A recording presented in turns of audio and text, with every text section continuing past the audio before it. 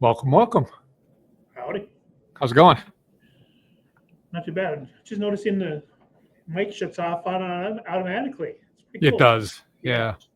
Only had that power other times to shut people off automatically. Yeah. We need Elon to create a mode for people. I'm scared. Everybody would shut me off. What am I going to do? This is the Duluth Conservative podcast or show. Me and Dave are here to talk about things that people may or may not have heard about in the Duluth area, Minnesota, and then we'll talk about national news just for our own amusement. So it is May 8th, 2025. It was a blistering 34 degrees when I woke up this morning. So I mentioned last time I think it was 28 degrees. So we're getting up there.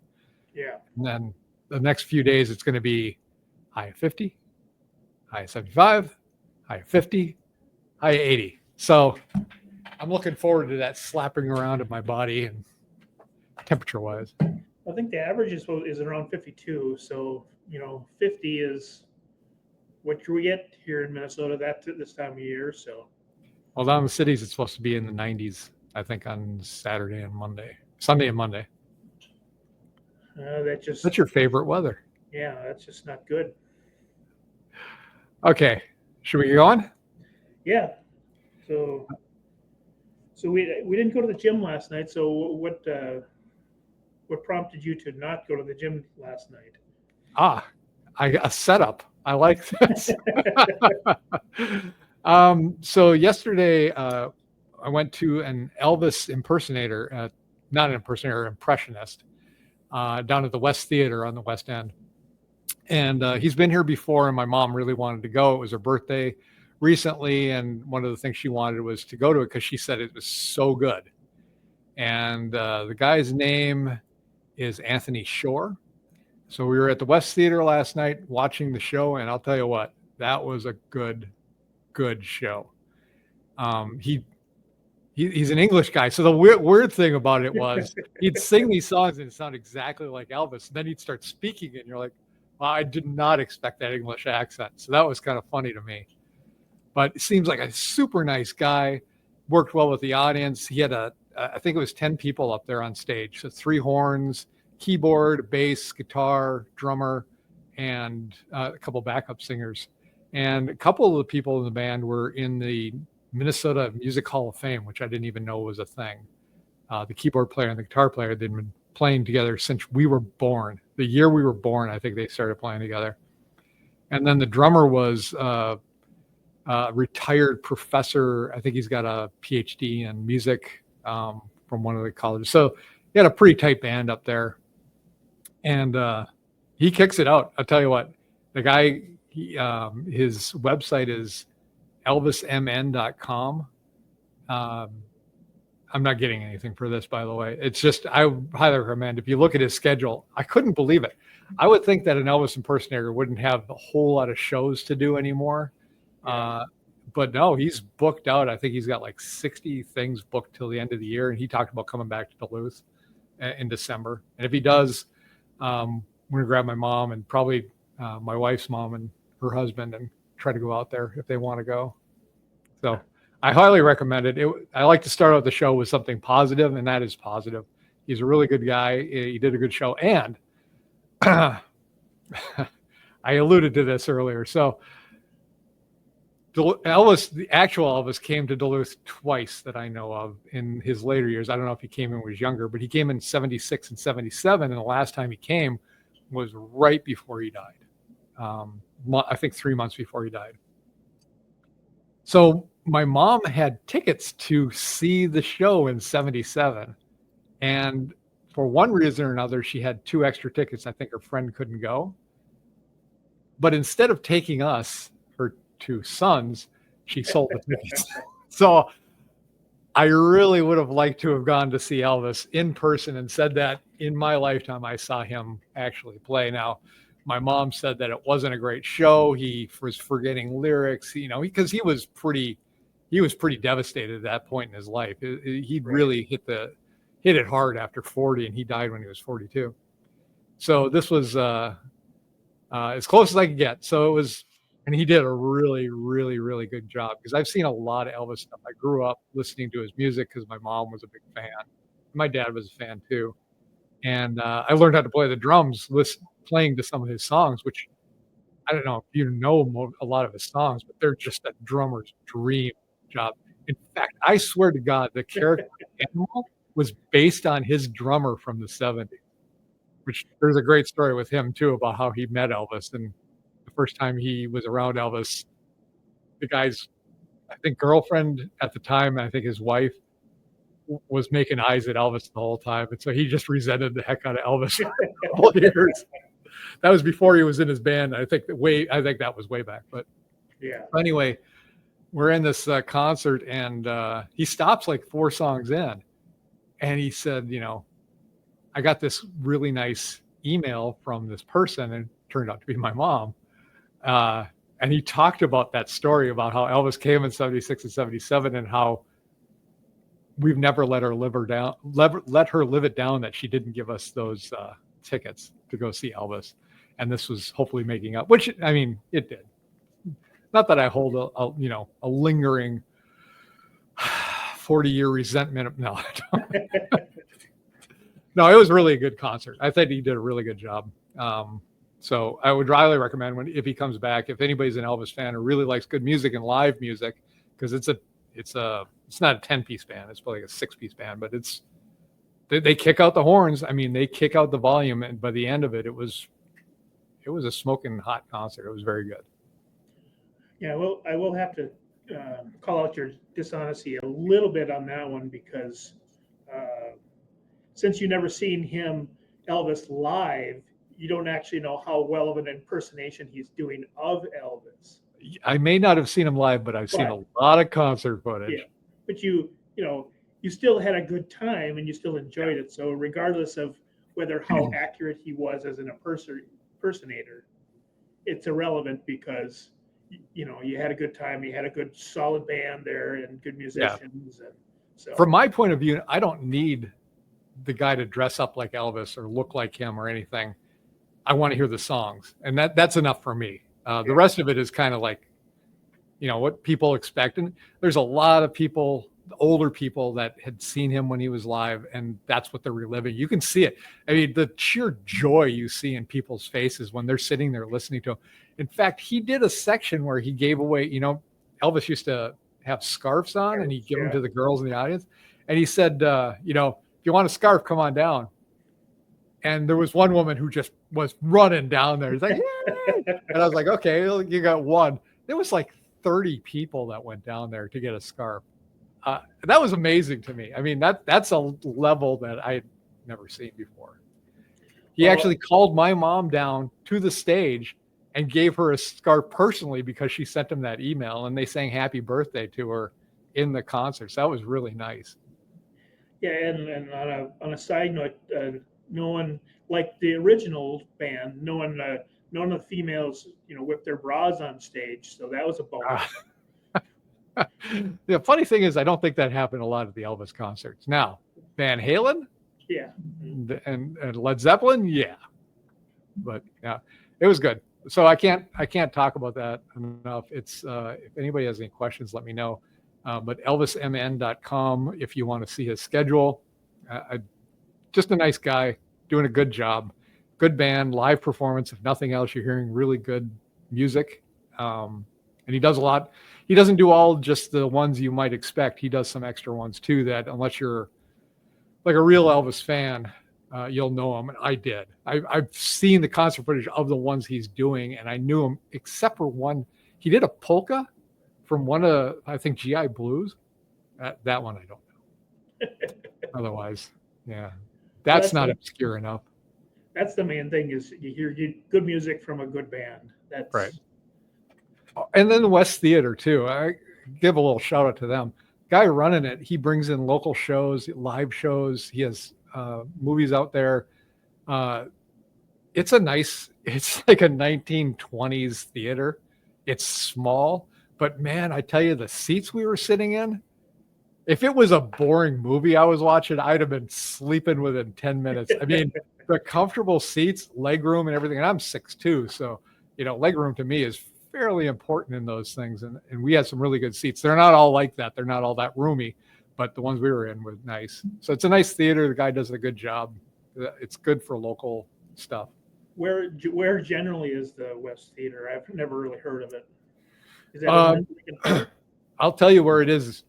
Almost everybody in the West End will know where. Almost everyone will know. It's by Sammy's. It's by Sammy's in West End, by the old area, okay. Cooper Valley, Cape, where the Kmart used to be. That kind of general area. It's very close to that. Okay, cool. Yeah. So check them out. Check them out. See, they have The Accountant 2 out right now. So it's a new movie playing at the theater too. So it's not like they just run old stuff. They've got some new releases that just come out.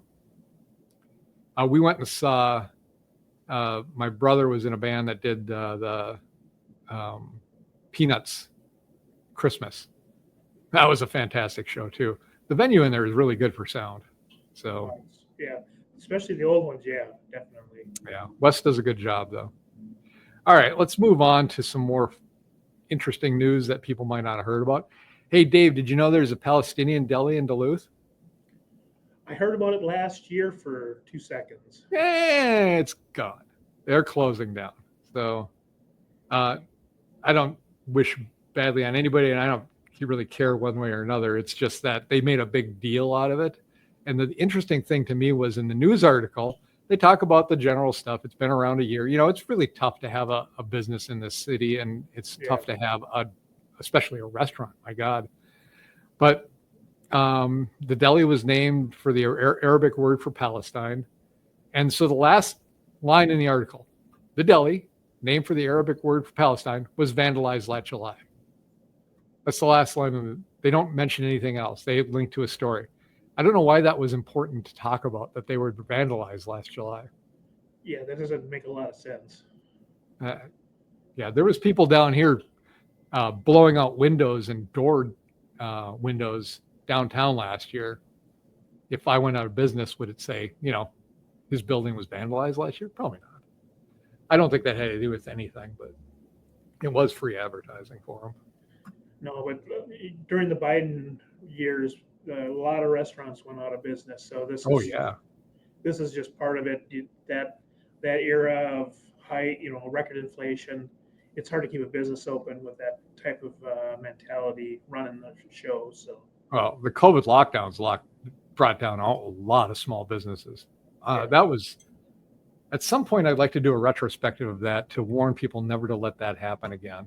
That was ridiculous. And I would actually like to compile some of the stuff that went on that was just contradicted each other. You can't go to church. You can go to Best Buy, that kind of stuff. You can't have a picnic outside, but you can protest. That was just insane. Yeah, you can't go to a small grocery store, but you can go to a large box store. Right. Which makes even less sense because you're getting everyone into one place versus spreading people out, which is the goal of, Right. It didn't make sense. I'm not saying they were trying to drive little business out, but if they were, they wouldn't do it any differently. Right. Letting big stores stay open and little stores be closed, it was like they were picking and choosing the winners. So, another Duluth thing, you brought this to my attention. I hadn't seen this before. There's a Duluth City Code violation program that allows residents to hold each other accountable. And what this is a hotline that you can call in case you don't like the way your neighbor's yard looks, and then you can report on them. Right. And it reminds me, like you pointed out, the Waltz snitch on your neighbor's line for COVID-19. That's exactly the same thing. Yeah, it's the same thing. Is if you don't like something, make sure you snitch and tell your neighbor. And I'm waiting for them to start putting rewards on there so they can get after more people. Right. But, I had a neighbor do something I didn't like, and I let him know it. It was just an irritant. It wasn't anything illegal. It wasn't anything bad, but it was something that was, I just didn't like it. It was annoying to me. I talked to him about it, and then I had another neighbor come up and say, yeah, Yeah, well, you shouldn't report him or anything. I'm not reporting him. I'm going to talk to him. It's my neighbor. I'll talk to him, and if I don't like what he's doing on his property, if it's not dangerous or Against the law, right? against the law, I'm not going to do anything about it. I'm just going to live with it because that's what you do with your neighbors. You don't just report them and turn this into a big nanny state, Right. which is, you may think that is a contradiction to what I'm going to talk about next, because I'm going to tie these things together. There is a fraud tip line that was opened up from the Republicans because of the massive amounts of fraud that's been happening in our state, especially the last 2 years when the Democrat trifecta was in place. Yeah. That fraud line has received 530 submissions in the first week. Now, that is something I do believe in, because that is ripping us all off. And that is illegal, what people are reporting. That's different than a tip line to go to the city and say, my neighbor's grass is too long. Yeah. Yeah, definitely. You're stealing from the whole community. You're not just stealing from or annoying one person. Mm-hmm. The whole state is getting defrauded. And like you said, the big difference is one's illegal. This is completely illegal versus, snitching on your neighbor because he's got a car in his driveway you don't like. Right. It may or may not be illegal. So you're just being childish. So. Well, it's running to mommy and daddy. Right.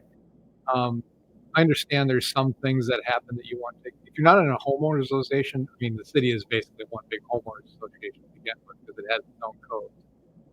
But if you're not talking to your neighbor and just learning how to put up with some things that you may not like, then you're just turning this place into a bad place to live. That's just not how you want to approach things. There's plenty of things that I've seen other people do in their houses. I'm like, shake my head. I can't believe you're doing that. But you know what? It's your property. At least you can do what you want to with your property. I don't want a bunch of rats appearing because you can't take care of your place. But right. Putting a car up on blocks, you can't do it in my neighborhood because I got an HOA. But I never wanted to live in an HOA, but I have now twice. So some good things from it. But yeah, 530 submissions in its first week. I wonder what that's going to turn into, though. I'm getting aggravated by, especially the federal government. They're talking a lot about how they're holding people accountable. I haven't seen it yet. I'm waiting to see people being held accountable. Right. Right now, they're, Elon Musk is only finding wasteful spending. We're still waiting for Pam Bondi to start getting the fraud going. Yes. Start putting people in jail. That's the only way it's going to stop, is when she starts putting people in jail. Right. And I need to hear more about what she's doing and how she's going to get rid of these people. Mm-hmm. Because otherwise, it's just going to keep continuing. Yeah. Like all these protests up at Stauber's office that, no, we want the fraud to continue. We need we need the wasteful spending. We need that to continue. What a weird flex that is, huh? Yeah. There's protests up at the Copper Top Church now. I drove past it once. I think maybe it was last Thursday when I did it. And they're now co-opting the American flag. So they decided that now they're Americans, apparently, because that was a thing you couldn't do for a while, right? You couldn't have your American flag because that stressed people out. But they're up there, and it's organized by a professional protesting organization. And I don't know what exactly they're protesting. They're just saying stop fascism. They're all over the place. It's like liberal complaint vomit up there. It seems like they have a sign for just about everything, but they don't have, number one, a solution for anything. And number two, they don't know how to fund what they want. They just want. Yeah, I'll just raise taxes and fund theft, fund fraud. Yeah. You can't cut this program. Well, we can't afford it. Well, figure out a way. We're going to go into that in just a little bit, by the way. In fact, I'm going to transition to that. You're taking all the fun out of fraud. Yeah, exactly. Roger Reinhardt. I said that right because I have his name right in front of me. Reinhardt. Big Raj. He's worried about the $1.1 million in state cuts. So the city or the state, I think he went down there today actually to talk about it, to say, kind of tough on us to do this. So they're talking about cutting $1.1 million. And this is the little thing for Waltz. So now Waltz has a problem. He has to balance the state budget. They have to come up with a balanced state budget. And he's cutting things indiscriminately. And one of them is just getting rid of the stuff he's also getting rid of funding for private schools, basically. Any kind of credit you had for private schools just goes away. Right. They've overspent at the state level. They had a $18 billion surplus last year, and they outspent it, grew the government by 40%, got us into a $6 billion deficit. And now the chickens are coming home to roost. And so the easy thing for them is just say, I'm going to cut funding to the cities because I don't want to lose my budget. I'm not going to lose my spending. You're going to lose your spending. So what are the cities going to have to do? Well, cities are going to have to do a couple things. They're going to have to control costs, cut costs, or they're going to have to raise our taxes. And what taxes are they going to raise? They're going to raise our property taxes. Do you know why? Because you can't get out of paying your property taxes. The city either gets their taxes or gets your property. Yep, it's fully collateralized. Right. And they're talking about a 16% increase next year. And that's I don't think that includes the cuts that are being done by the state. So it says, to close the additional 1.1 million funding gap, this is in an article by the Duluth News Tribune, local property taxpayers would need to fork over yet another 2.5% for a total increase of 20.5% in property taxes. You are going to drive everybody out of this state if you do this. And then what you're going to have left is all the people who don't pay the taxes. And right. God, that's going to be an endless cycle down into the drain. Yeah, I mean, that's one way to fix the housing problem is get rid of all the people. I guess. The housing problem. For a 0% increase in population, we have a housing crisis again. Yeah.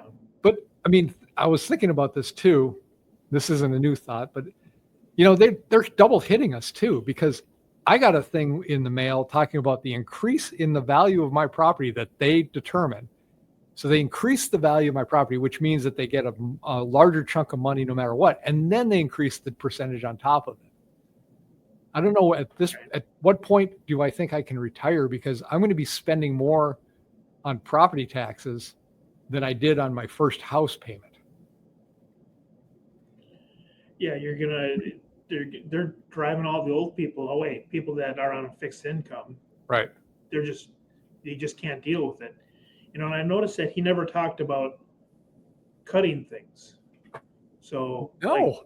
The American public, people, the citizens of Duluth have to pay for this 20.5% property tax interest. What do we have to cut? What are we supposed to cut?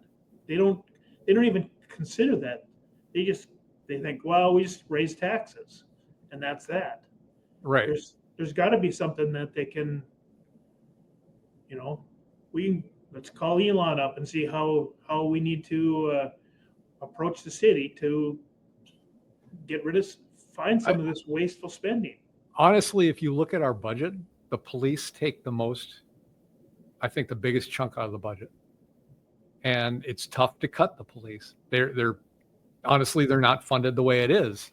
Right. And so this is the overall problem with the whole country is the funding that's been happening and the jobs have been created and everything. That's not sustainable. And I was talking to a guy today about it, and he said, I feel bad for the people who lose their jobs. I totally agree too. But then you have to ask yourself, should that job have ever been created in the first place? Why was that job there? I mean, how much extra are we going to keep having to pay? How many hours a week do I have to work to make sure that somebody who's doing a job that is obviously not needed because they're able to cut it, I have to work for them. And if you start adding it up, I mean, what's the time frame of the year that you have to work to pay off your taxes? If you start from zero, I think it's now mid-April. You are doing nothing but working for the government until mid-April, and only then do you start working for yourself. If you want to think about it like that. Yeah, I think in Minnesota we're in late June. It's not quite 6 months. It's like 5.5 months. Mm-hmm. So mid-June, you work for the government. Yeah. After that, you start working for yourself. Right. It's ridiculous. It is. And, we need to cut it. We need to cut this stuff. And we need to stop relying on state and government jobs too. Because unfortunately for you, government employees and state employees, I hate to tell you this, but you do not contribute to the tax base. Now, I'm not saying you don't pay taxes. You do. You definitely pay taxes. But when it comes down to it, the pool of money that's sitting there to pay all the state employees is paid for by private businesses. You as a state employee take money out and put money back, but we're taking it out of that pot of money that's been provided by private businesses. You just you don't really pay taxes. You just take less pay. Yeah, correct. And so it's only private businesses that are producing the cash that runs everything. So every state employee is pulling down from that pool. Whereas if you were a private employee and doing in a business, you would be contributing to that. And it's a hard concept for people to get into their head, is that anybody that works for a government agency that is being paid for by public money, you do not pay taxes per se. You just get less money from your paycheck. Because if you and I are working, we both have a job with pays the same, and you're in the public sector, I'm in the private sector. If you get fired, our money still gets generated into that, what we're using for the police and firefighters and everything. But if you're the sole person in the public sector, I'm the sole purpose in the private sector, and I get fired or leave, that pool just runs out. Yeah. Because it's going to pay you and the firefighters and everybody else, and nothing is getting put back in. It's kind of one of those things. Here's $20 and give me $2 back. Right. So that basically turns into socialism, and as socialism is, Margaret Thatcher said, eventually you run out of other people's money. Right. And that's how it happens. You can't keep, in a socialist society, you take a little bit less out, take a little less out, and eventually that pot is gone. Right. There's nothing left to take. And then if you have people that run on that, they actually want to give this money away because they get votes for it. So they get paid because they give other people things. And when you get to a critical mass of over 50% of people that are going to vote because they're getting something, then it spirals out of control. Right. We have number 6 city council meeting. You want to talk about that? Yeah, there's a couple things I noticed in the city council meeting. The first one, this one is on the agenda for next Monday, 6 o'clock. And one of the things that Councilor Durwatcher is going to bring up are her two main things in the city council. The second one is resolution requesting that the United States Environmental Protection Agency and the federal administration preserve the Duluth, Minnesota Office of Research and Development and its freshwater mission. They're requesting. Wait. Hold on. This is a Duluth city councilor? Yeah. Putting this forward? So she's basically asking permission, or she's asking, pretty please don't close the EPA in Minnesota. And that's what they're going to waste their time voting on. That's special. I'm so glad they're spending time on that. Yeah. Do you think that's going to make one bit of difference to anybody? No, because especially the ones that have to make the decision of what to cut out in the federal government, it means nothing. So they're going to, the 7 or 9 or whatever, they're going to, puff their shirt out and say, hey, please don't shut it down. And it's going to go into the letter shredder just as fast as anything else does. Well, Go ahead. I was going to say bookmark that because I'm going to come back to it when we talk about the Minnesota Bills too. Yeah, I've seen that. It's basically the same thing. They're doing pretty please, pretty please, pretty please, please. It's not even that; it's demanding it. Yeah. But we'll talk. Let's talk about that when we get to it in the Bills. So then the second thing that they're bringing up that I thought was quite humorous was amending the 2025 fee schedule relating to the cannabis license registration. So they added the cannabis into the list of fees that the city requires to do anything. This PDF is 26 pages long of the fees that they want for doing 26 pages. You know, a fee for, a wedding in a park, a fee for watching the birds in your own lawn, a fee for this. I remember back when Robin Williams was playing Popeye and they had the tax man running around, taxing a fee for everything. This is what this list is. I mean, it was ludicrous. The highest one was $7,900 for a sprinkler fee for a building that was worth over $1 million. So the building codes and the fees that they're charging, the mandates were just through the roof, and that's just the fee schedule. Think about the unfunded mandates that they're forcing everybody to live under. It was just absolutely ridiculous. Yeah.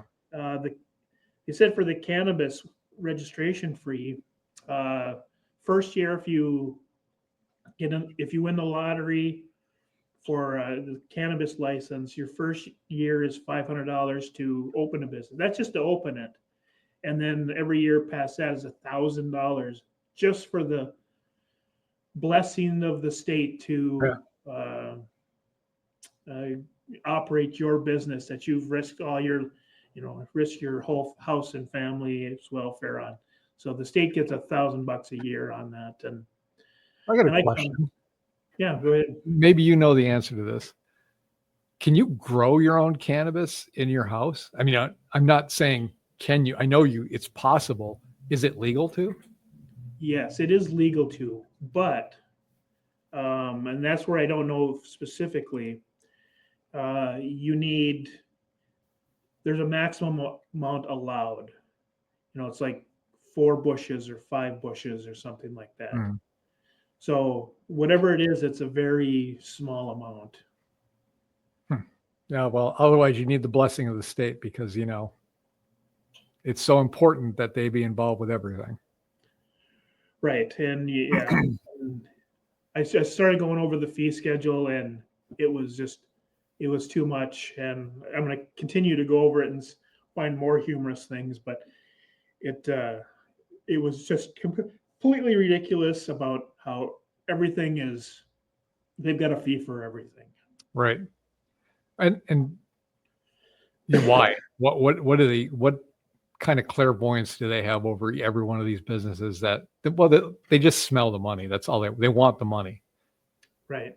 And for a city that is so desperate to get money and talking about a 20% increase in taxes and needing to be, and Reinhardt said it, we need to be more self-reliant. We can't rely on the state and beg every year for money.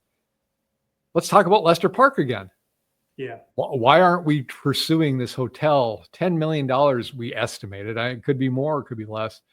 $10 million in tax revenue, get rid of a chunk of property, so get money for that, no longer pay insurance for it. Where are we at that? I haven't heard anything yet. So, this is a golden opportunity to get some revenue into the city where it's taxing people coming in for services and creating jobs and creating houses and creating economy.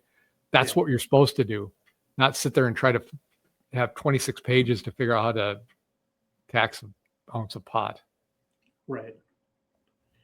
Yeah, and I think the state. What is the state? 6-7%, 7.5% tax, but the cannabis tax is 25% or something like that. It was just way high, and when they were trying to do the online gambling, they were at 50% tax on that. Oh, really? Yeah, it was crazy because they got to find a way to fund rehab programs and stuff like that. So That's right. That's right. Because when we create this, then we're going to have addicts. So we need to have rehab programs. Well, how about if you don't create it? Oh, that's crazy talk. yeah, Yeah, I went to the Caribou near our house, and I was like, wow, look at the tax on that. I calculated it's 11.1% tax on that. I don't know if that's because it's considered a restaurant or not, but 11% tax on coffee. We didn't get any food. It was coffee. Well, mine was coffee. My wife's was whatever crushed ice drink that is. Whatever that's called. But yeah, my God. it's still out of hand. And, Yeah. So at what point that's why we're mid-June by the time, we get done paying for our government programs. Right. So I'm sure we can get rid of something. When people ask, why was it always so good before, how could we always live like this before? And all of a sudden it's a problem because we were printing money, and that is going to cause hyperinflation pretty soon. I mean, right. I think in Biden's term was 50% of the money that we'd ever produce. It was some crazy amount of money that was just printed. And then if my question back to that is, we can just print money. Why am I paying taxes? Right. Just print some more money. My little pittance, compared to some of these billionaires and millionaires. Oh yeah. Bernie doesn't talk about millionaires anymore since he is one, but billionaires, I guess, are the ones that we're supposed to be mad at now. Right. Well, you get to fly around on a private jet, then. We're going to get to that. Believe that. Yeah. All right, let's go on to Minnesota stuff. So, Minnesota state news. So I saw this thing, Pete Stauber. People have been complaining about him recently, saying, you're not working for me because you're not doing the things that I, voted for another person to do. The ones that are mad at Pete Stauber are the ones that didn't vote for him in the first place, and they're mad that he isn't acting like his competition. Yeah. They released something talking about the Natural Resources Reconciliation Bill. So it's trying to go forward and get some opening up some of the mining and gas and so forth. So I have a link here, and it talks about the top 11 things here. So the provisions include reinstating key mineral leases in northern Minnesota and revoking Biden's harmful Minnesota withdrawal from the Superior National Forest, generating $80 million in revenue for the federal government. So I said this before, if you're easing up mining in that area, you better make sure that you're making sure that these guys are doing it clean. Right. As long as you're doing that, you've got some accountability, mining is there. You should be doing it. Reinstating quarterly onshore oil and gas lease sales, generating $12 billion in revenue. Yeah, we need several different lines of power, some of them being gas and oil. So definitely a good idea. Yeah. 3, mandating at least 30 lease sales in the Gulf of America over the next 15 years and 6 in the Cook Inlet off the coast of Alaska, generating billions of dollars in new revenue. So not only revenue, but also oil and gas is what we need. And jobs. Number 4, we're returning to reasonable oil and natural gas royalty rates. I'm not exactly sure what that means.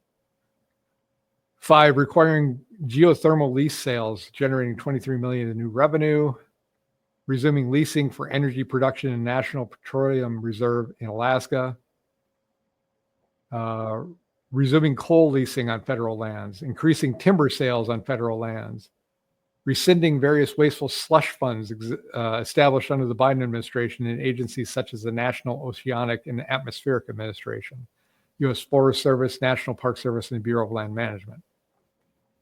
Number 10, investing in water infrastructure in the West. And 11, providing funding to celebrate America's 250th anniversary, including by establishing the National Garden of American Heroes. So we're old enough to remember the bicentennial. Oh, yeah. right? 1976, sorry.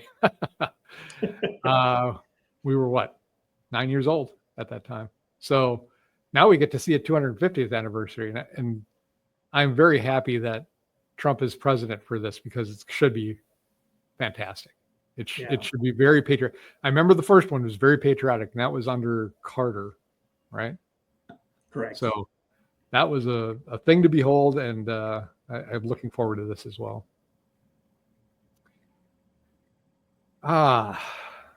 Supreme Court, number 2 issue here, has said that being topless is not lewd behavior in Minnesota. So we should be seeing women going around naked from the waist up. So I don't want to read the whole bill, but I think you can see where this is going. This women would be walking around topless and going, there's not lewd. I don't really care one way or another, except for the fact that there's good naked and bad naked. And we're about to see a lot of bad naked going on. There's a lot of men that shouldn't be topless. Yeah. And there's a lot of women that shouldn't be topless either. So I'll tell you that there's a beach on Maui that is the clothing optional beach. And you may have some kind of weird fantasy thinking that's a good place to be. You will lose weight going there because you will not want to eat. I'll tell you that right now. So be prepared. We're going to have a fun summer if it gets hot out. Yeah, I mean, there's some things you are better left to the imagination, and that's one of them. It really is. Yeah. We're going to go on to a disgusting story. And I'm going to actually share this one.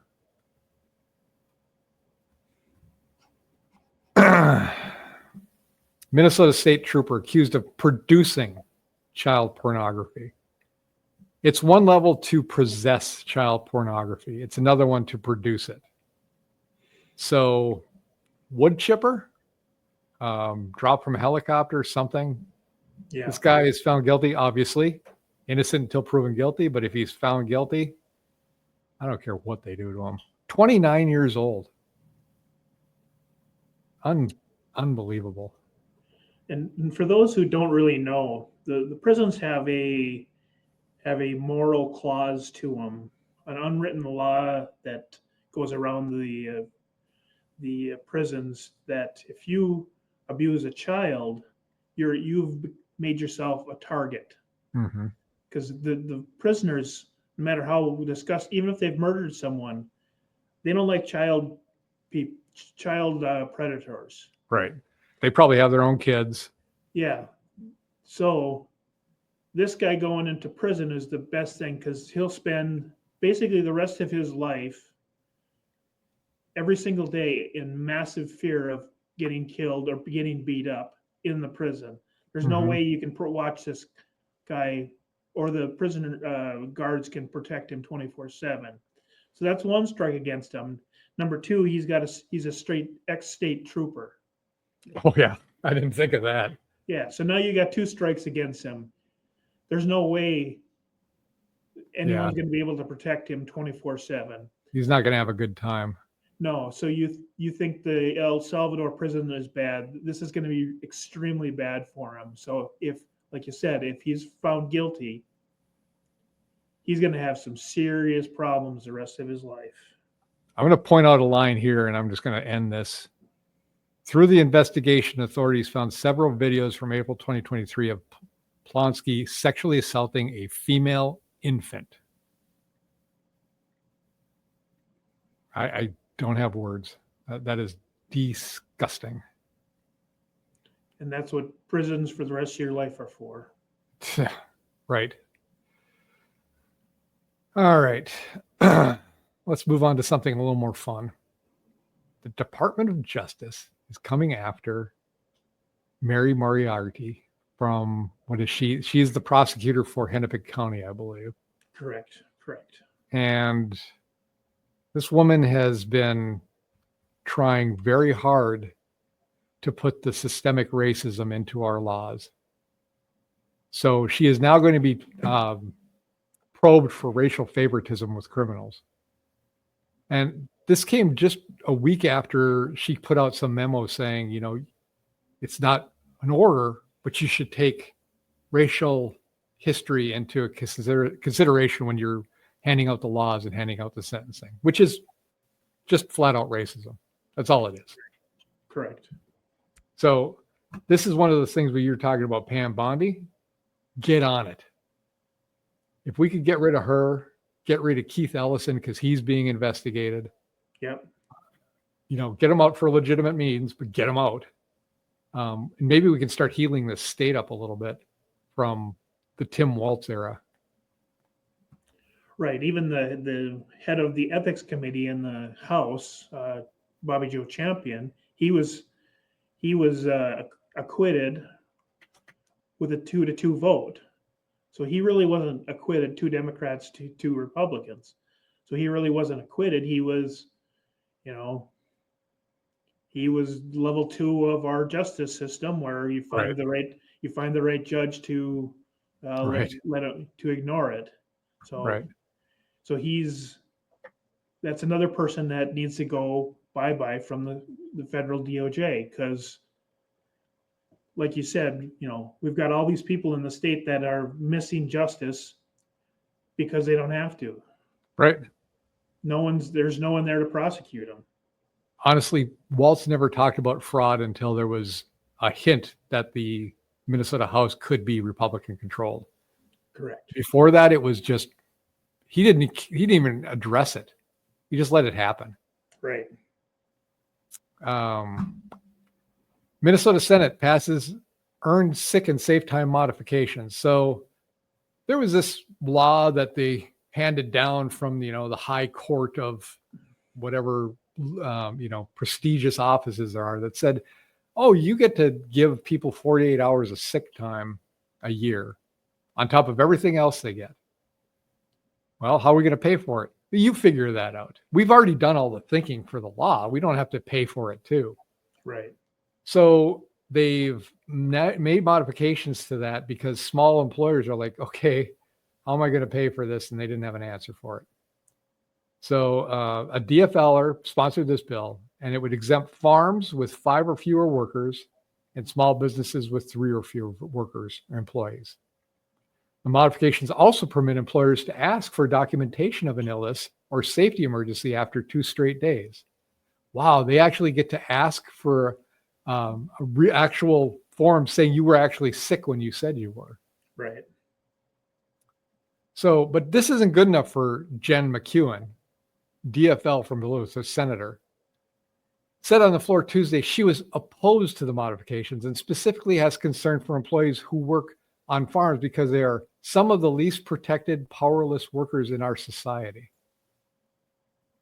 I'd like to hear her back that up and tell us why they're powerless and why they're not protected. I believe there's a thing called OSHA. I believe that is meant to protect workers. What kind of crap laws has she been putting in place that makes them more vulnerable than other people? Yeah, what laws did they pass that don't apply to them? Right. And of course, she has to push this is about picking the low-hanging fruit and picking on the least powerful people. I'm ashamed that something like this passed out of the Labor Committee. Minnesota should know that this effort is not just coming from Republicans. That is well known to be dominated by the concerns of the business community in the chamber, but also coming from the DFL. This woman is, again, on the list of people, I mean, we talked about this before. If you give me a list of people that you would like out of Minnesota politics and you said pick the top one, that's a hard decision. You've got so many to pick. Right. I would like to see this woman gone, and I'm not associated with our city either. The racist video, you added this one. You want to talk about it? This is the woman in Rochester that was having some of her stuff stolen out of her bag or her kid's bag, and she went on a kind of a tirade. And a convicted pedophile, I believe. I'm not saying that's fact. I think has something to do with pedophilia. Was recording her and made that video viral. Correct. He was videotaping her using a lot of racial slurs against this 5-year-old kid because the kid was going through her property. So now this guy got the NAACP involved down in the Rochester area, and they're pressing the government to file charges against her for child endangerment of someone underage or something like that. She never laid a hand on him. All she did was racial slur the kid. Yeah, that's protected free speech. Yeah, so they're trying to basically, this whole thing is they're trying to criminalize free speech because they don't agree with the message. Mm-hmm. Is what it really just boils down to. And I thought even just going down that path of criminalizing free speech makes you sound so illegitimate as an organization. Right. That's the bedrock of the way the Constitution was. They're trying to, they'll complain about Trump, the democracy, and Trump is trying to, well, what is this? This is the same thing. You're trying to reject the First Amendment. Right. And, the First Amendment doesn't mean anything unless you are protecting people you don't like, saying things you don't like. As long as they're not trying to get you hurt or saying something that's, dangerous. And when I mean dangerous, I mean that will get people killed. Just racial slurs in general shouldn't even be talked about as being a thing that you can get arrested for. Correct. I don't care if you're offended. It makes you uncomfortable. It makes you anxious. Sticks and stones can break your bones, but words can't hurt you. Right. Unless the words are "get him," then they can't hurt. Yeah. So I thought that was just the beginning of the end, basically. Mm-hmm. Let's talk about our great educational system in Minnesota. So we're meeting the highest graduation rate, going up here, and pairing that with the lowest proficiency, which is probably why the graduation rate is going up, is because it doesn't matter what you do anymore. You can graduate not being able to read. I mean, it's a little deceiving with this graph because it's adjusted up at 30% being the lowest. Yeah. But if you're looking at this, the blue lines are 10th grade reading proficiency. 10th grade. That's not hard. We had over a 60% proficiency in 2013. We're just over 50% now. That's not good. That's 50% at a 10th grade reading proficiency. But look at math. We were at a 50, let's call it 52% here in 2013. It's barely 35% now. If they can't do math and you can't read, what are we doing in these schools? That's right. Basically that is the only thing. This should be at 100% for everything here. Everybody that goes to school should graduate. And if you graduate, you should be able to read and write at a basic level. And 11th grade math proficiency isn't that hard. No. Yeah, so they give them a graduation certificate or whatever that they can't read. It's true. Did I graduate? I don't know. What's the first word? Graduation. I don't know. I don't know what that means. I think it was King of the Hill, and I've seen this meme so many times I don't even know what the real thing is. But one of the kids is standing outside a classroom, outside, so everybody's in the class, and he's got something pushed up against the window, and it says something like, you're being lied to, and the teacher comes out and goes, if those kids could read, they'd really be mad. Yeah. That is just that. When did Waltz get elected?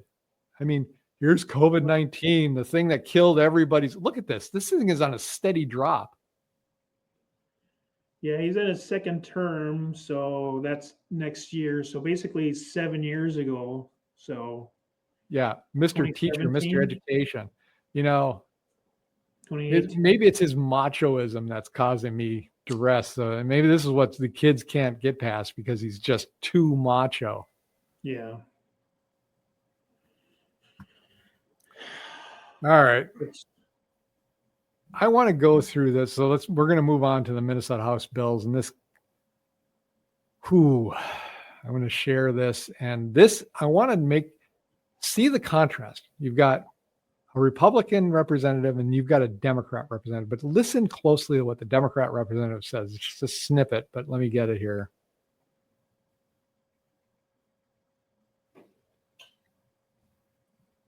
So I'm going to play this. So this is a big issue to me and to the state, and my phone's been blowing up. So I think that there's reasons why, for funding reasons, we don't have $600 million to fund illegal immigrants right now with a $6 billion deficit.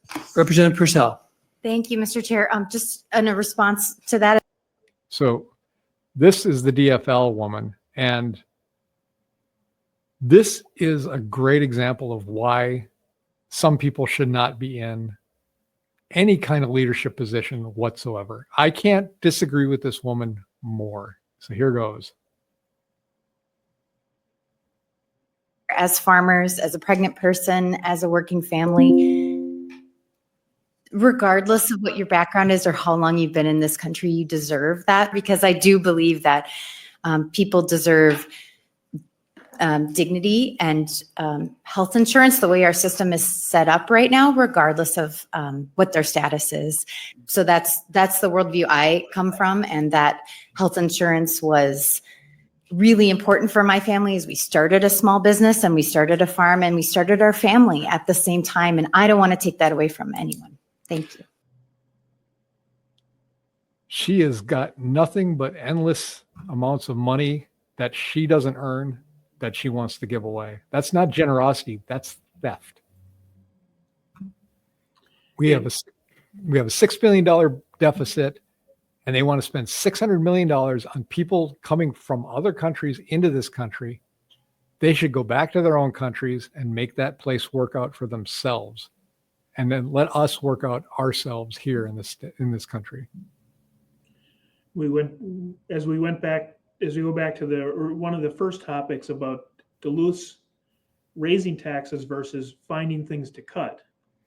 Here's an obvious place to cut $600 million instead of going after the $100 million for the private schools that Walls wants to cut. Yep. Here's $600 million that of people that didn't earn it, hasn't contributed to the Minnesota or the U.S. society. There's an easy $600 million to cut, but not according to this lady. Everyone should just be able to. They're not going to get rejected by the hospital. That's, They should be. If they're in this country illegally, when they go to the emergency room, they should have an ICE agent waiting for them as they leave. Right, but they should also get a bill on the way out too. Hey, you owe this. Yeah. The state shouldn't have to pay for it. Right. We don't need to spend $600 million.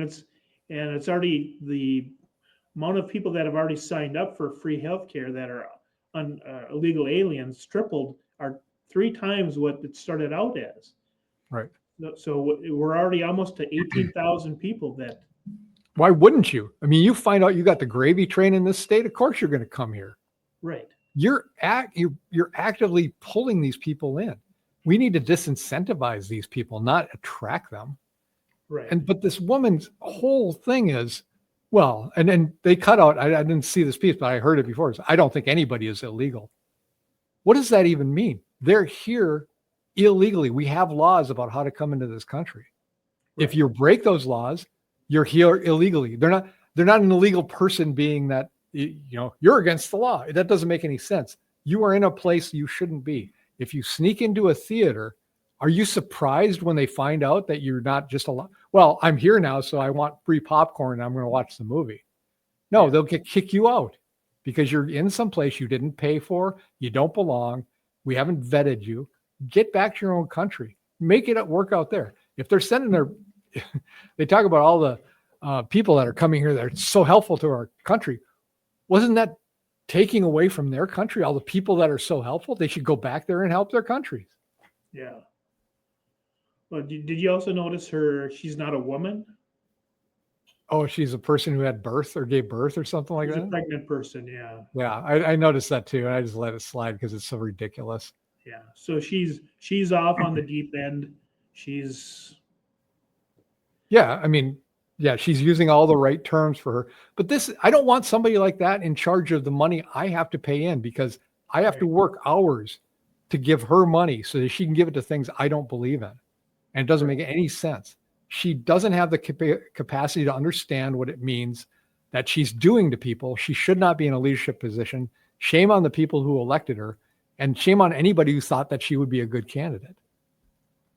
And that goes directly to Walz. He wants to get rid of the money going to private schools that's been going on for decades. And that money can go away, but the illegals who aren't supposed to be here in the first place, he's happy to give them $600 million. Right. There's no cuts to them. And all this stuff about health insurance too, that's just another person that's in that emergency room where you don't get to get in there. I mean, I've been in the emergency room recently, and there was standing room only in some of them. Yep. We get housing crisis, that getting rid of the illegals, that's going to help the housing crisis that you keep talking about. Emergency room, the cost of these people, because they're not insured, but they have to get care. That goes to us. We're paying another tax that isn't even the state tax, is to the insurance companies so that they can pay for these people that aren't insured. It's craziness. Yeah. So we need to, the lesson learned from this is whoever that lady was, don't vote for her. Don't vote for Walz. Don't vote for, Allison. Right. So, and I'm going to keep vamping on this thing.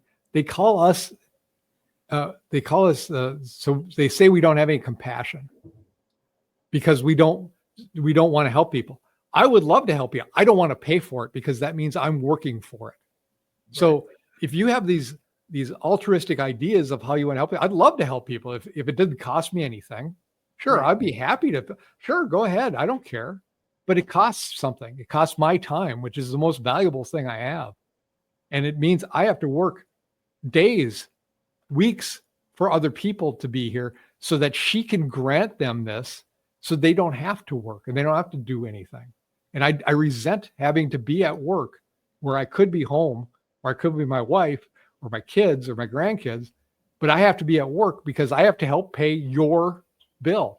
She's the one creating this bill. I'm paying for it. Correct. Let's move on to a better topic, because now I really boiled my potato on that one. So there is a state senator, Steve Drazkowski, Republican, offered an amendment to a transportation bill Tuesday that would mandate that Minnesota Department of Transportation use digital road signs that convey a clear and simple message without witticisms, colloquialisms, neologisms. I can't even talk about half of these things. He doesn't want anything witty. So you've seen the road signs that have little messages and stuff. And some are clever and some are groan worthy. They're usually like dad jokes. No, we got to get rid of that. Can't have any fun. What's your problem, buddy? So it got voted down. It didn't happen, but just take a knee on this, buddy. Yeah, it's 2 weeks to the end of the session. You haven't passed a budget bill, and you're worried about stupid road signs. Right. Yeah. Another thing that you're worried about. Yeah. SF 1740, Minnesota Senate passed this bill, removing the requirements for K through 12 academic standards to be grade level appropriate. Well, we can see why based on the previous graphic I put up, because they can't meet it. So instead of forcing people to meet it, they just take away the requirement. Right. Just so great. This change would be linked to new social studies standards, which include complex concepts like ethnicity and systems of power for first graders, deemed inappropriate and unmeasurable for young students. Okay, I can agree with that. That's BS kind of crap you shouldn't be measured on anyway. But you should be measured on your your reading and math skills. Yes, absolutely. It's just, it's the same old thing. Well, we don't like the results, so change the conditions of the test. And then, finally, we made it. Okay, wait until it degrades and then do it again. We're like racing towards the bottom. Yeah. Move the goalposts every time you can't kick it through. So. And HF, this is the House thing, 3294, a resolution urging the president and Congress to fully fund Medicaid and oppose harmful cuts to this crucial and much needed program. Both Pete Johnson from the West End and Alicia Kozlowski from the East End signed on to this. This is what they're wasting their time on. A state house is voting on an amendment to plead to the federal government to keep funding a program they said they have no intention of cutting the resources for people to, and are just looking to eliminate fraud and waste. You can't make this up. This is what they think is important. If you voted for these people in Duluth, that's your representative. That's what they find important, not what's important to you. They find it virtue signaling to the federal government is what they should be working on. Yeah, I thought that when we were talking earlier, I thought you were doing HF 3302, which is a resolution memorializing the President of the United States to respect and comply with the rulings of the judicial branch. Same thing. What? I didn't even know about that one. Oh, it's HF 3302 in recognition of the judicial branch as a separate and co-equal branch of government as contemplated by the United States Constitution. So there's another recommendation. They're recommending that the president listen to the judicial side, which he's already done. He listens to the Supreme Court all the time. So that's what he has to listen to, not the state courts, judicial courts. So I thought it was the same one, but it's the same but different. Yeah, it's just more. Just more words recommending something that he is already doing. Well, let me invoke Keith Ellison for you people. There's a difference between the federal government and the state government, and they don't mix. Yeah. We'll wrap this up with HF 3281. Pete Johnson's on this one. Department of Health required to employ a public health school health services consultant. So more unfunded mandates for the schools. Congratulations. Requiring a position. Yeah. His years of experience have really taught him well how to get people funded for stuff that he doesn't have to provide the money for. Okay. That's it for this. You have anything else for this section? No, I think that covers everything. Let's move on to Tim Walz. He's one of my favorite topics. So the first thing is that Minnesota Governor Tim Walz, Illinois Governor J.B. Pritzker, and New York Governor Kathy Hochul will now be forced to testify on June 12th before the House Oversight Committee regarding their shielding of illegal aliens. This is what I want to see. Now, them doing this, they're going to a House Oversight Committee. I don't want just it to end there. I want some charges being filed. I want some convictions of these people. Now, remember, these are the same governors, at least Walz and the Michigan governor, are the ones that ordered sick people with COVID-19, which is basically influenza, into senior citizens housing, which I consider a killer. Like, that killed those people. Yeah, and they knew it. They did it intentionally. Correct. I never heard of something so stupid in my life. When it was happening, I was saying, what are you doing? You can't put people with flus in with senior citizens. It's going to kill them. And guess what? It did just that. Yeah. And one of the more obvious things was they did this in New York. And Trump said, I'm sending you a ship, a Navy ship, to put these people instead of putting them in nursing homes. First of all, this is back when they used to poo-poo everything he did and just laugh at it and mock it. They don't do that anymore because he's been proving them wrong too many times. He had a ship sent there, never used it. Yeah. So, I want to see some convictions for that. I think that's actually murder in my opinion. Yeah, and they're breaking the laws. Well, they already got the Wisconsin judge for breaking the laws on covering for illegals. Oh, great. Yeah, So I got a thing on down here a little bit about a different judge, but yeah, for Waltz number 2, the Republicans plan to protest at Waltz at fishing opener. In my opinion, why are you doing this? You know, just let a fishing opener be a fishing opener. It doesn't always have to be about protesting and complaining about stuff. I know I do that most of my life, but I don't have to do it all the time. well, just to get Republicans out to protest is a good thing. It is good, but geez, I mean, why don't you go fishing?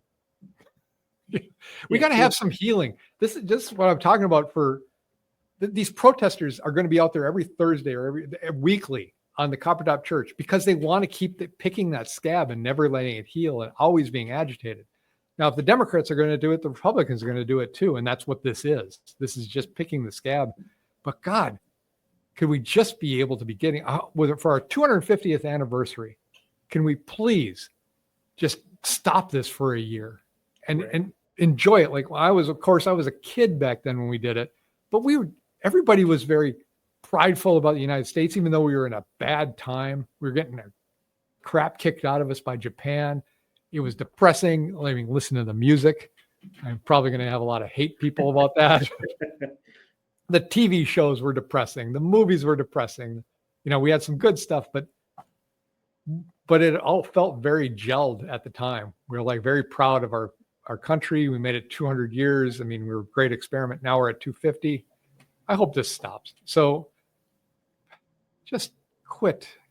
You don't need to protest a fishing opener. Can we just make that no matter who's the governor, there's no protesting at the fishing opener, so they at least go enjoy the day. Did it say what they're actually going to protest about? I don't think so. Are they protesting the fact that he's going fishing, or just protesting because he's a moron? Well, I mean, that's an everyday protest for him. Yeah. Let's see. Okay. This is funny. Calling all boaters in Minnesota. Let's show up at the Tim Elmer Fudd Waltz fishing opener in Crow Wing County and have a Trump boat parade. Over 200 individuals responded to the event. They're going to go out there in their boats. And they're going to have big old Trump flags. If you don't have a boat, come visit and wave our Trump flag. So they're not really protesting, really. They're supporting Trump. Being there. Yeah. They're just, So, I mean, that's not as bad, I guess. They'll just annoy him and ruin his day. I guess that's all they're really concerned about. So. I guess. So moving on from that, Governor Waltz announces record number of jobs created from public-private partnerships. So this is tying back to what we were talking about, how public funds don't add to the tax base. Thursday, Governor Tim Walz announced that state business programs have helped create or retain a record 4,750 jobs in Minnesota for this fiscal year. Hey, you know what? That's not a private job. That's just public. That's private jobs that are publicly funded, which are public jobs. Right. You know, if you're a non-government organization, an NGO, and you can't survive without the state cutting your funding, you're not an NGO. You're just a GO. You just don't have the regulations or the oversight that the state, programs are supposed to have. So he's counting this as a win because that's Tim Walz. He doesn't understand anything about private businesses. He's never been in a private business. His parents were never in a private business. He's never had to run one. He doesn't know what it means. All he knows is, hey, look, everybody loves me and I'm going to give them money. It doesn't cost me a thing. But he has to realize that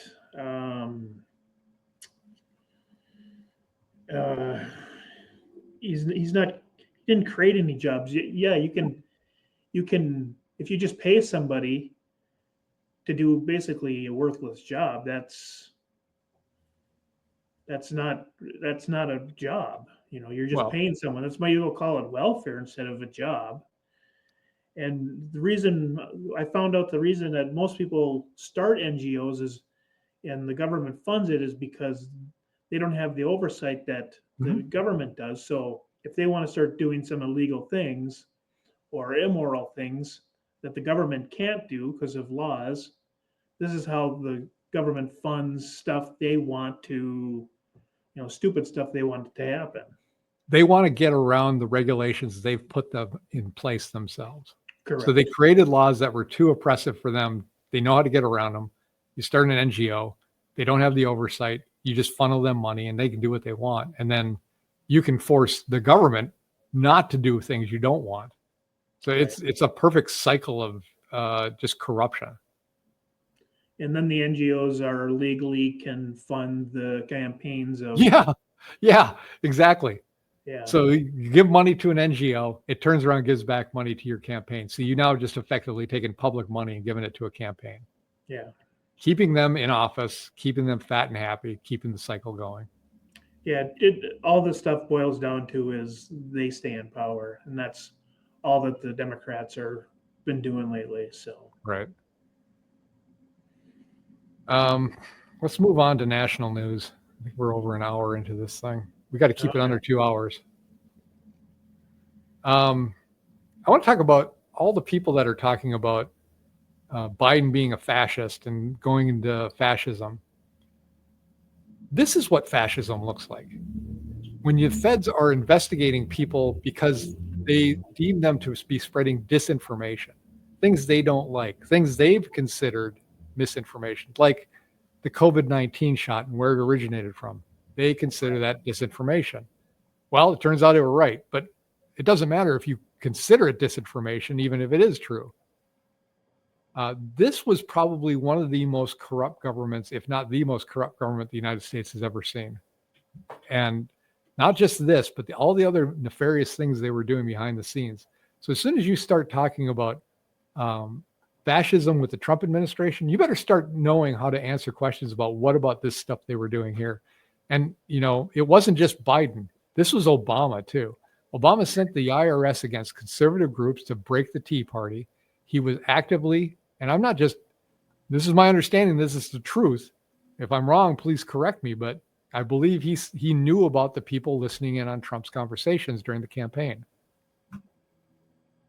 Yeah, they had a FISA warrant to listen to someone associated with it. Therefore, they deemed it not actually part of the campaign, but he was involved in every part of that campaign. Therefore, it was okay. Right.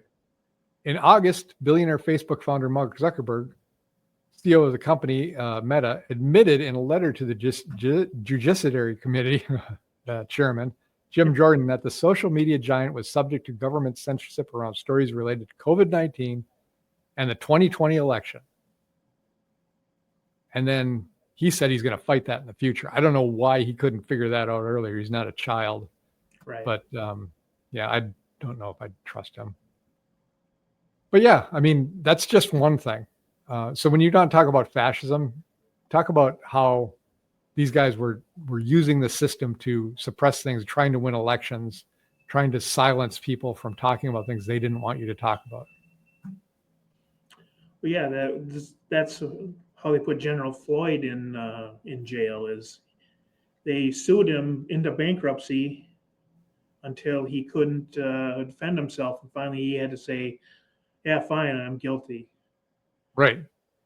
It's called lawfare. Yeah, and that's basically what this was about, is send the feds after you because they have an endless supply of money. Right. And you have to defend yourself and, put yourself, until you be quiet. So you either be quiet or go bankrupt trying. Yeah, the prosecution is the punishment. Even if they don't win, they win. Correct. All right. We'll go down to the violent left. University of Washington was set on fire while pro-Hamas students chanted death to the police. And I'm looking for the Democrats or anybody to speak out on this. And Democrats are dead silent on this. Yeah. So certain type of protesting, calling for death for people is okay. tiered justice system like you talked about. I did see somebody is trying to, I'm going to talk about another story about high speed rail, but there's that North Loop in Twin Cities. Yeah. And the Met Council is trying to cut funding for it. And somebody I think people are lining up to sue them. So that ought to be an interesting thing. I did read too, and I don't have any sources for this, that the federal government's no longer going to fund the California high-speed rail. And then I saw this little nugget, which I thought was hilarious. The new CEO of California High-Speed Rail Project hopes it might be finished by 2045. It's supposed to be done already. It talks in this article about other things being built in a couple of years. 2045. I mean, of the 119 miles of construction, only 22 miles is ready for track laying.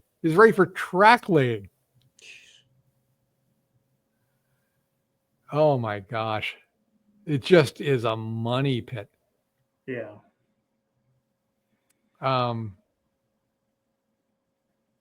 on the bright side, if the federal government isn't funding waste of money railroads anymore, that means the low speed rail from Minneapolis to Duluth is dead in its tracks, since they were supposed to fund 80% of it. Yeah, that's a shame. So that's just too bad. So we should now take that 200 million that we were going to put into it and put it back into the state budget. Correct. Win-win to me. Yep.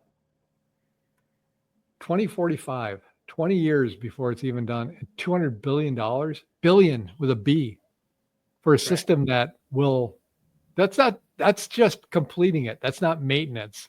That's not, staffing it and powering it.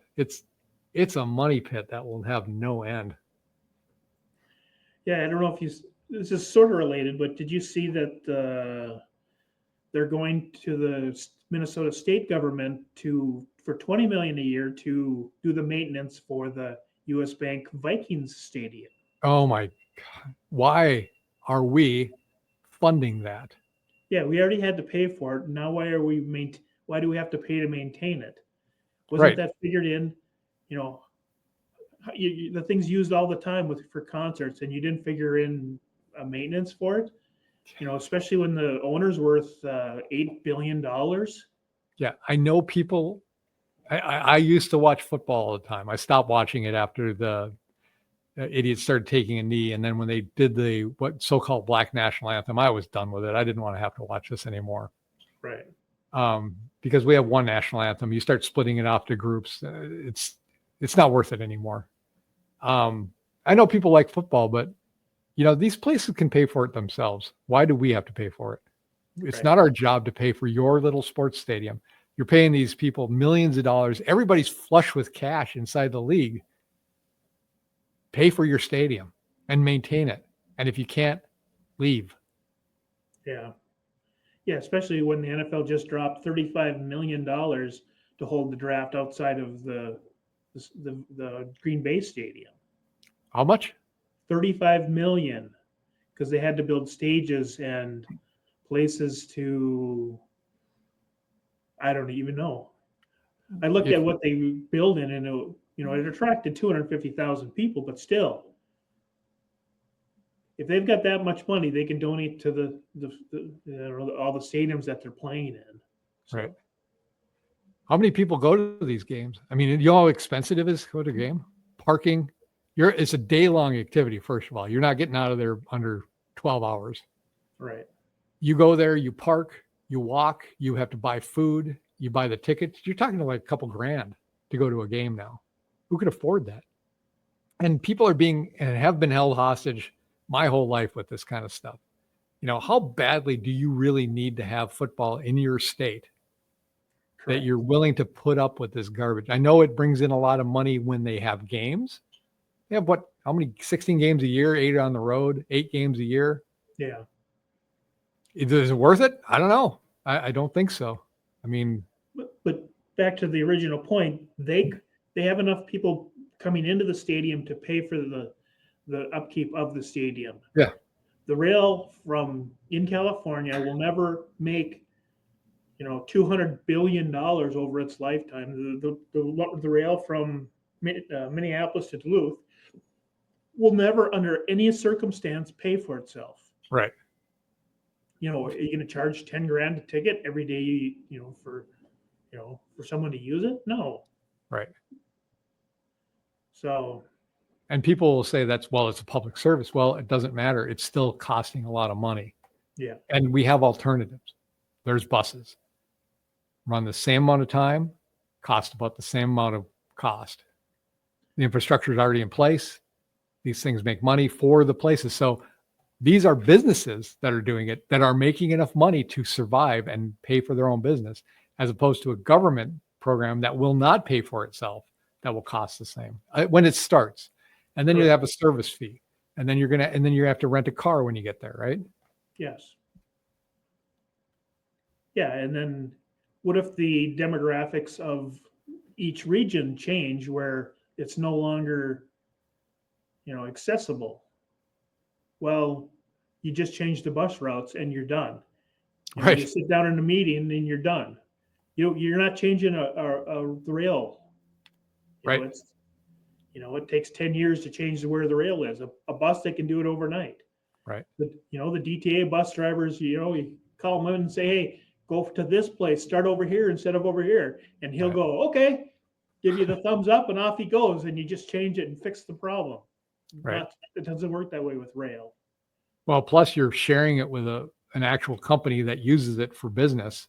Mm-hmm. And if they have a derailing, or if they have a spill, or God forbid there's an accident, that's it. You're not taking the next exit. Okay, take next exit. We'll bring you another bus if that starts breaking down. This thing just sits there. Yep. And then if it really stays a long time and you're close enough, a bus will come and get you. Right. Problem solved. Problem solved. Yeah. If only we could just skip a step. Yeah. Let's talk about this judge shopping a little bit. A 91-year-old Clinton-appointed judge indefinitely blocks Trump from deporting gang members on the Alien Enemies Act. 91-year-old judge. It's got to have pushed somebody to think maybe we need term limits on these. A 91-year-old does not have any skin in this game. Right. And I'm guessing he isn't mentally capable anymore of doing this job. He doesn't have the stamina for it, and he's making decisions that overrides the president of the United States. And talk about your unelected officials when they're complaining about Elon Musk making decisions about spending cuts, which he's not. He's making recommendations on spending cuts. This is an unelected official making a mandatory change, overriding the president of the United States' decision in an area he's not even, he's not qualified for it. Right. Just flat out. I thought that was just interesting. And we were talking about judge shopping. That just brought that to mind. Yeah, that's completely ridiculous. So then he's the president of the United States, basically. Basically, yeah. I mean, how many judges override Trump, the president's executive orders? Right. And let's see, I got to put this into a different thing. We've got a minute and 29 of a video here this young woman put this video together, and I think it adds things up pretty well. So let me just get this on.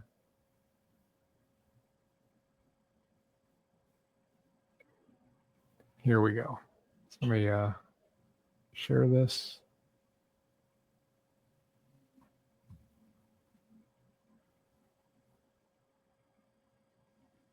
All right. If you're a criminal, you'll be deported. If you plan to enter the U.S. illegally, your chances of getting caught and sent back just went up. The actions I'm taking are not only lawful, they're the kinds of actions taken by every single Republican president and every single Democratic president for the past half century. You wouldn't believe that looking at the media today, though. They act like Trump is the worst, most evil person ever for deporting illegal alien criminals. Yet Obama, Bill Clinton, and other Democrats were all on board with this for years up until Trump, and they're on tape saying so. Committed a crime, deport them. No questions asked, they're gone. Public service they use impose burdens on our taxpayers. That's why our administration has moved aggressively to secure our borders more by hiring a record number of new border guards, by deporting twice as many criminal aliens as ever before, by cracking down on illegal hiring, by barring welfare benefits to illegal aliens. We use phrases like undocumented workers. We convey a message to the American people that their government is not serious about combating illegal immigration. Oh, really? Can you believe Chuck Schumer saying that? Yeah. That guy will talk out of both sides of his mouth at the same time. I saw one thing. I don't know if we talked about it last week or not, but it was like he was going off about how Trump's approval rating is down, for some reason. They've come up with this stat. Yeah, it says, obviously the American people are, he's at 49%. The American people are rejecting his stuff. The guy said, your approval rating is the lowest it's ever been at 23%. He goes, polls are transitory. Yeah. I mean, just like just one step after another. The polls mean everything. They mean nothing at all. That's Chuck Schumer right there. Really? We simply cannot allow people to pour into the United States undetected, undocumented, unchecked. We will try to do more to speed the deportation of illegal aliens who are arrested for crimes, to better identify illegal aliens in the workplace. This is your reminder that Obama deported 5.3 million people and Bill Clinton deported 12.3 million. They were fine with it then. Why the sudden change of heart? Great question. Right. And I don't know if I've ever heard a good answer to it. They're just hypocritical to no end. I mean, you look at all the Democrats. I just got another a text today from someone's trying to get rid of the Hermantown Senator Hochschild. It's like he says something, but then when it comes right down to it, he votes party line. So he's basically saying whatever it takes to get elected. And that's what these people seem to be doing too. I agree. I want to, talking about illegal immigrants or illegal aliens, I want to just remind people what Massachusetts did when they had illegal immigrants come into their state. They activated the National Guard and they were out the next day. And then they patted themselves on the back for being good people because they had a little picnic for them before they shot them out of there. Right. If it's good enough for them, it's good enough. This is, where all the political elite, and I only call them elite because there's a few number of them, not because they're some sort of mystical people. But this is what happened. And let's not forget that's the proper way to handle it. They just forget about that when it isn't us. And let me see. I wanted to. Oh, good. I put it right underneath it. I got a Bernie Sanders thing for you. So speaking about elites and how they are different than us, this is, I want to remind everybody that Bernie Sanders has never held a job. In my understanding is he got kicked out of a communist commune because he was too lazy back in the old days when, God knows how old he is now, but that's something when you get kicked out of a communist commune because you're too lazy. Yeah. So this guy used to rail against millionaires until he became one, and then it became billionaires. He's been saying the same old shtick for years, and it gets him elected for some reason. But somebody brought up the question about, hey, you know what? You've been using a private jet to fly all over the United States. Here's his response to it. In a week, the only way you can get around to talk to 30,000 people. Think I'm going to be sitting on a waiting line at United, waiting, 30,000 people are waiting. That's the only way you can get around. No apologies for that. That's what campaign travel is about. We've done. what do you want me to sit around with 30,000 people that have to travel like this? Yeah. I'm better than that. There's no way to talk to 30,000 people other than to travel, be there face to face. There's no other technology that is known to man that will allow you to talk to that many people. Right. He's a huge hypocrite, and he just grifts these poor people that take him seriously. He's multi-millionaire. Keep in mind, he's never had a job outside of being a senator. That's it. And he's a multi-millionaire with what, 3 or 4 estates now. I can't even keep track anymore. He's grifted people for years. Does he, the ones, the estates he's not using, are those, does he use them for shelter for the homeless, for illegal immigrants? Oh, no. Nah. That's crazy talk, man. Yeah. I'm going to whip through a couple more of these. According to the Gateway Pundit,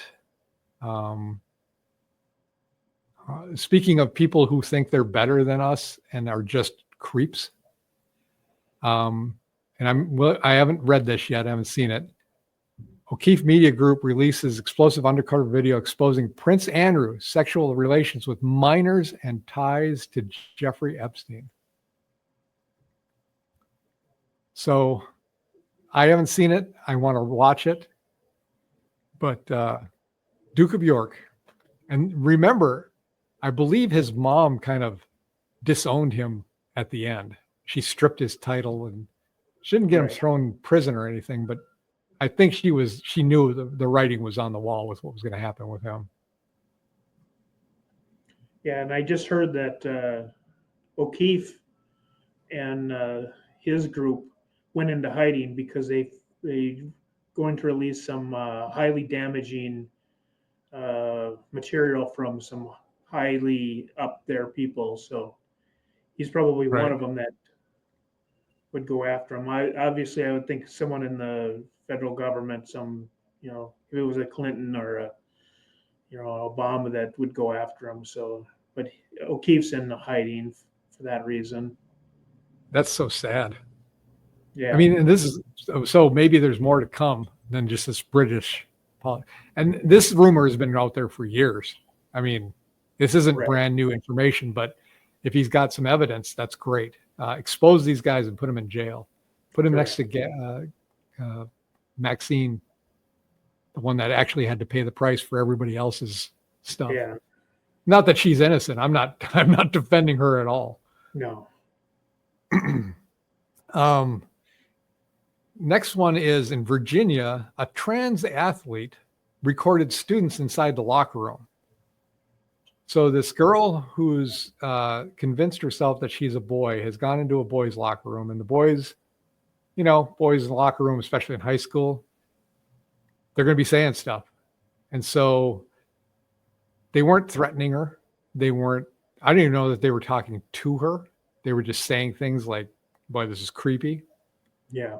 So the school has gone in and started investigating the boys. Not the girl who brought a camera into a locker room and secretly recorded them. Right. They're investigating the boys. And so their statement says, we reject any characterization that implies our schools are unsafe or that we fail to protect the rights of all students. We remain steadfast in our legal and ethical obligations to uphold the rights of every student and will continue to create and nurture an environment that is welcoming and accepting for all our students. So everybody has the opportunity to learn, grow, and succeed. But they said here, to be absolutely clear, the Loudoun County Public Schools would not investigate or discipline students based on their personal opinions, thoughts, or beliefs, provided, and there is always the key term, provided those expressions do not violate policies prohibiting hate speech, which is anti-First Amendment, discriminatory language, which is also anti-First Amendment, threats, now that's something you should do, or other forms of harmful or disruptive conduct. So basically they're saying, hey, we're not investigating these kids because of what they said. It's just because of what they said. Right. That Loudoun County, they seem to be making the national news pretty nonstop for the dumb stuff they've been pulling off. So it's not surprising it's come from them. Right. All right. Two more things, I think, and then we'll talk about health and fitness. So the House pulled a bill prohibiting anti-Israeli boycotts after conservative backlash. And if you look at this bill, we talked about it a little bit last week, it's completely against free speech.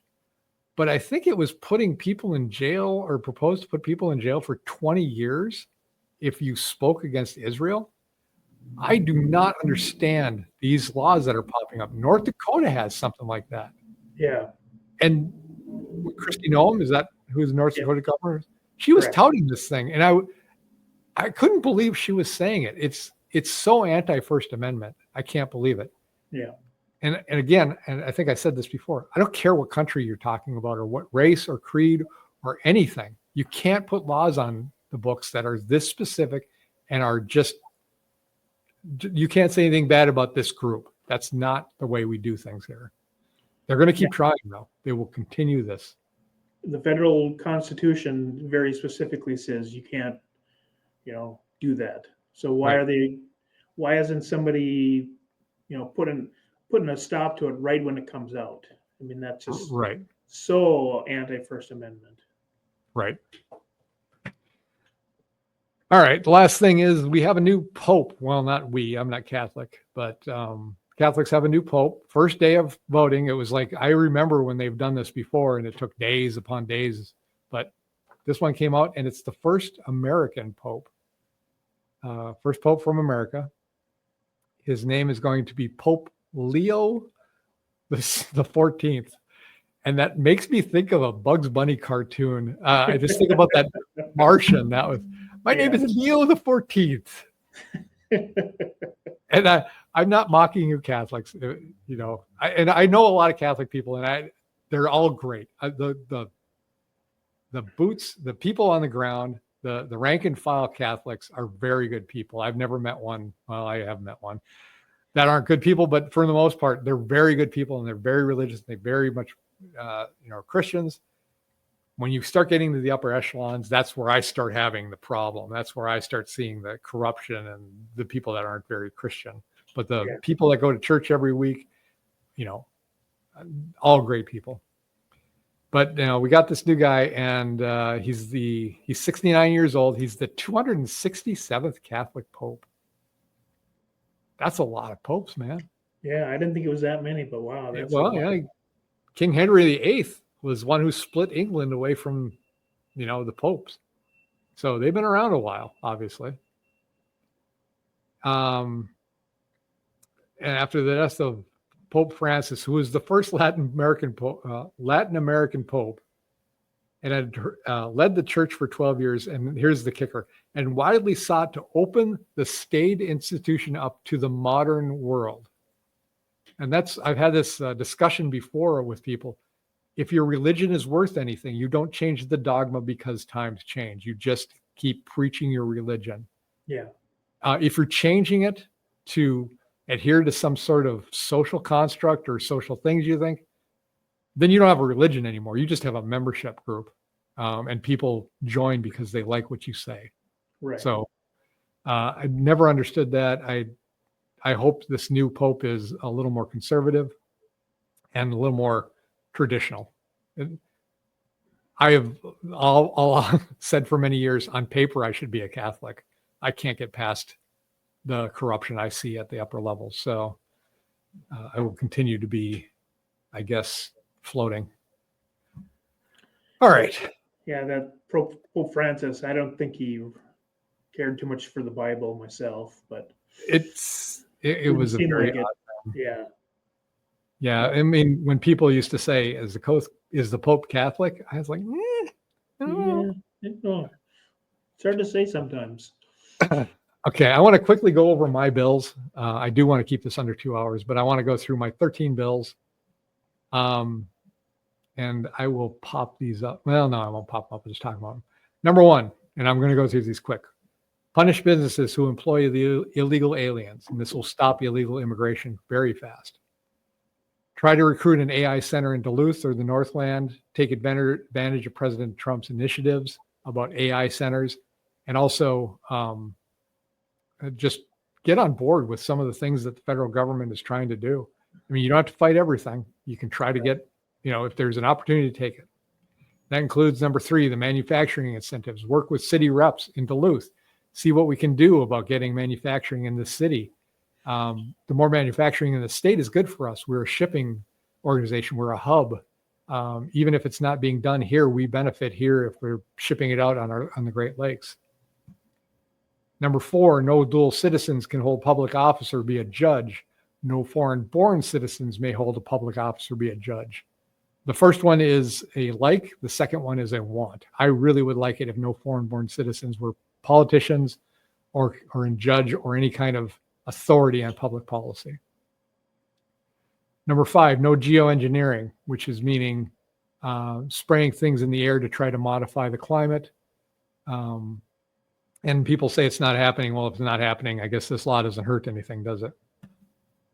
Stand your ground laws. You shouldn't feel compelled to turn and run away. If you're being attacked, you should be able to face that. The worst thing you can do in a lot of situations is turn your back on somebody, because then you just are opening up a big target on your back. Number 7, no private equity companies can own any public utility service. I don't think private equity firms, that's not their place in the United States. They have their place. It's not there. So I would like to keep them away from public service. Property taxes. I'd like to freeze property taxes for seniors, eliminate property taxes for seniors, and just eliminate property taxes altogether. And figure out a way to pay for things other than taxing us on our land that we've purchased, and then increasing our value of our homes, and then increasing the percentage that you're charging for those values. Right. Unrealized tax, unrealized gain tax right there. Number 9, term limits for all levels of government. And that includes judges. We shouldn't have a 91-year-old judge. Take a knee. Know when you're done. Probably in your 80s, 80s is too much. Once you've hit 80, you should definitely be gone. But you should be thinking about it in your mid-70s too. Tax weights on personal vehicles, because battery-powered vehicles are, I heard, 3 times as heavy as gas-powered vehicles. Larger wear and tear on the road system. They cost us a lot more money. We have to do a lot more repairs. They should be paying for that. In a similar vein, number 11, make the bike riders pay for their bike lanes. If we're going to have bike lanes, then they should be taxed on those, either through a licensing fee or some other way to tax people that are riding their bikes in places that were for cars. Correct. Number 12, stop and revoke any Minnesota driver's license for illegal aliens. Any legal non-citizens who have licenses, it should be clearly marked as them being non-citizens, which then pulls into number 13, is require a valid state ID to vote in elections. This is common sense. This shouldn't be something we have to even argue about, but I will have a fine discussion with people who think that that is a bad thing. So those are my 13 bills right now. I haven't added any this week. Well, the President Trump has already signed a executive order on requiring ID for voting on federal elections. Good. So now we just got to get passed through the House and in the Senate, and that should be pretty easy to make it mandatory. Now, whether Walz and Ellison will follow such laws, or do we have to put them in jail because they don't follow it? Either one works for me. Yeah, and then I've heard a lot of complaining about the illegals getting the driver's license that are so close to the actual driver's license that the people in the places can't tell. So your bill on making them completely different is a good idea. And that was intentionally done. Sense. They don't want you to know the difference. This whole reason for a lot of this illegal immigration is to make sure they have a voting base so they stay in power and they can do what they want, which works until it collapses. Then I don't know what their plan is after that. But these aren't people known for long-term thinking. Yeah, and I was reading the state constitution, and it said voting cannot be done by persons with a felony that just got out of jail. when they're on probation. But they changed that law, but they didn't change the state constitution, which they have to do.